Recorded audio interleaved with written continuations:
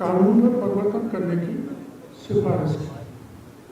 ऐसे ही 2008 में एक राज्यसभा की जॉइंट पार्लियामेंट कमेटी बनी थी, उसने भी ये कहा था कि stringent action for unauthorised alienation of वक्फ प्रॉपर्टी, उनके खिलाफ सख्त कार्रवाई हो। It was observed that state work boards have also misused some of the provisions of the Act, which created disharmony and discount among the communities. Section 40 of the Waqf Act was widely misused to acquire and declare a property in the Waqf property. This has not only generated enormous number of litigations but also disharmony among the community. तो इस संबंध में आपको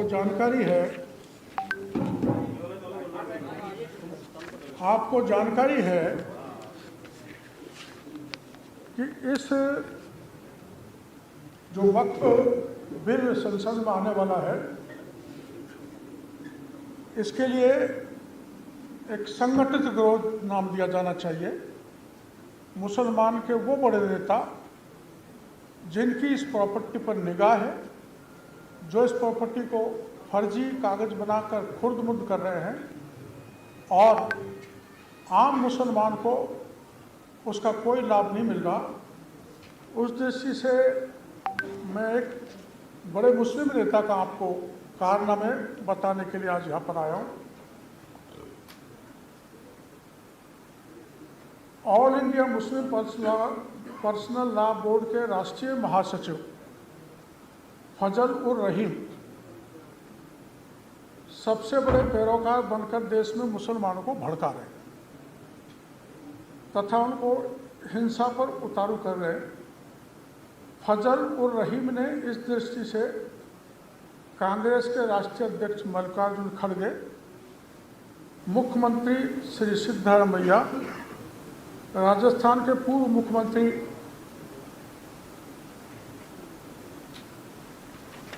श्री अशोक गहलोत, पूर्व मंत्री Shri Salman Khurshid, NCP के श्रीमान शरद पवार, तमिलनाडु के श्री सीएम स्टालिन सहित अनेकों बड़े लोगों से मिलकर नरेंद्र मोदी के खिलाफ एक अभियान चलाया जा रहा है तथा इनके द्वारा देश भर में एक QR कोड के माध्यम से आम मुसलमानों को भड़काया जा रहा है।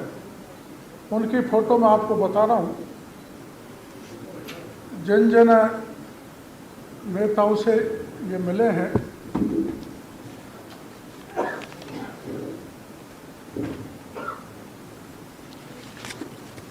और लोगों को भड़का रहे हैं, ये खड़गे जी,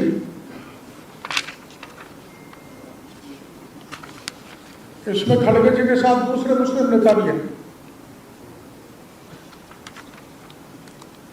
ये इमरान प्रतापी दूसरे सभी मुस्लिम नेताओं के साथ लॉ कमीशन को भी इन्होंने ज्ञापन दिया है। शरद पवार के साथ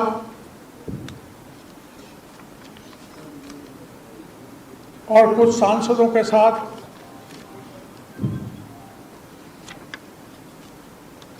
तमिलनाडु के सीएम स्टालिन के साथ, सपा के एक नेता के साथ, सिद्धारमैया के साथ, गहलोत साहब के साथ।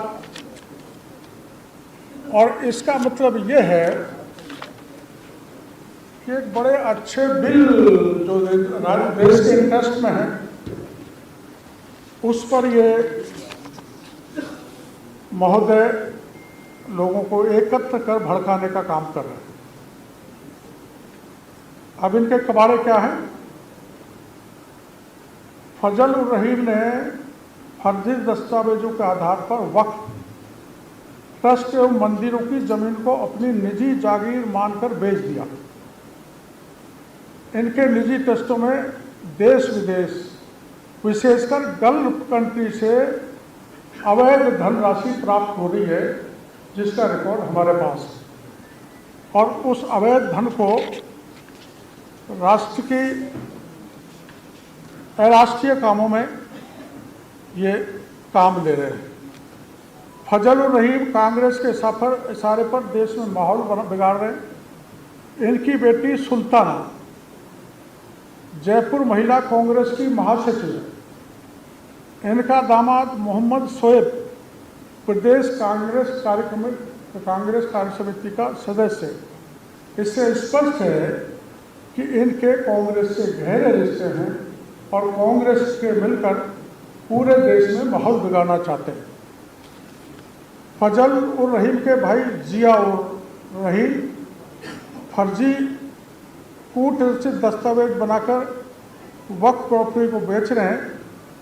यथा फजल उर रहीम व जिया उर रहीम द्वारा 2005 से फर्जी इकरारनामे के जरिए जामिया हिदायत ट्रस्ट जो जयपुर में बना रखा है मुसलमानों ने, वह मौलाना अब्दुल रहीम एजुकेशन ट्रस्ट की जयपुर एवं अहमदाबाद में स्थित 18 से 20 बीघा जो करोड़ों रुपए की ज़मीन है उसको बेच दिया।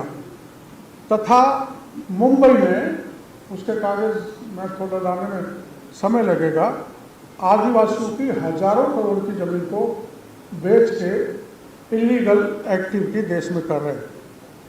इस संबंध में जब जामिया हिदायत की ट्रस्ट की ज़मीन को फर्जी दस्तावेज के आधार पर बेच दिया तो मुस्तकिस ने इनके विरुद्ध जयसिंहपुरा कोर्ट में 5 मुकदमे दर्ज कराए।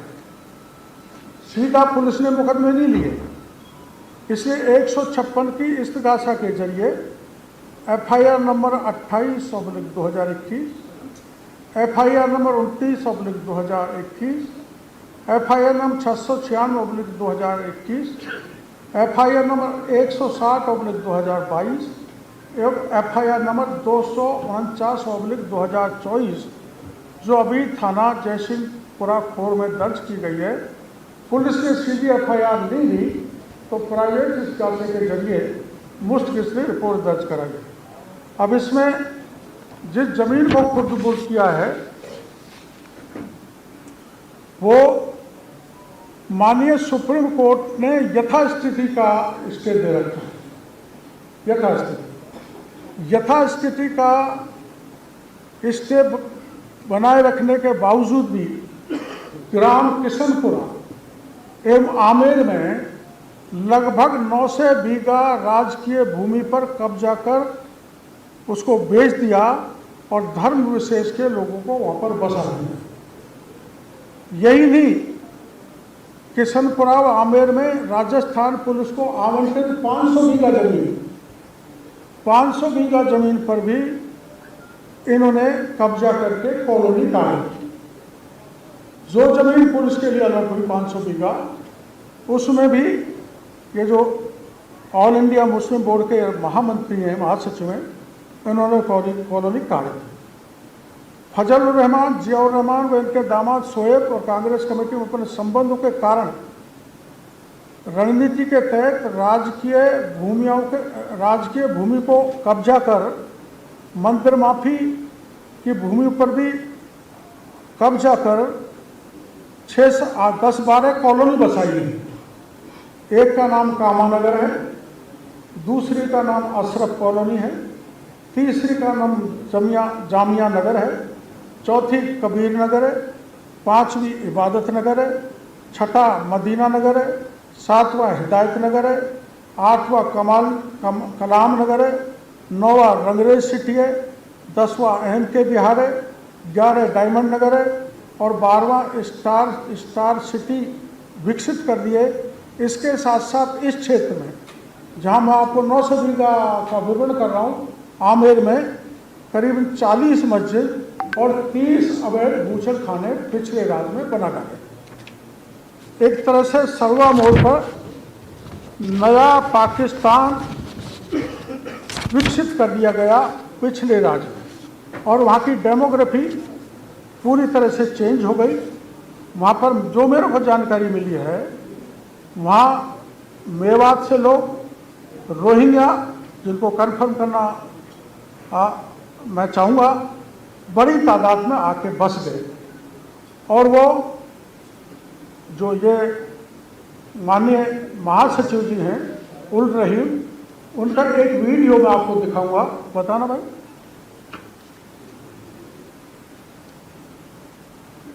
जैसे हमने बात है जो गोविंद मंदिर की जमीन वो टोटल कितना डिस्ट्रीब्यूट करेंगे? हाँ, उसमें गवर्नमेंट व्यक्ति को बोले यार तो सुधरना नहीं सामने किया है ना, वो कानून है। एक सवाल ये है कि हम ये कहते हैं कि केस तो एक अलग चीज हो गई है, केस में हम यही साबित कर रहे हैं कि ये मंदिर माफी नहीं, लेकिन 100 साल से संलग्न चली आ रही है।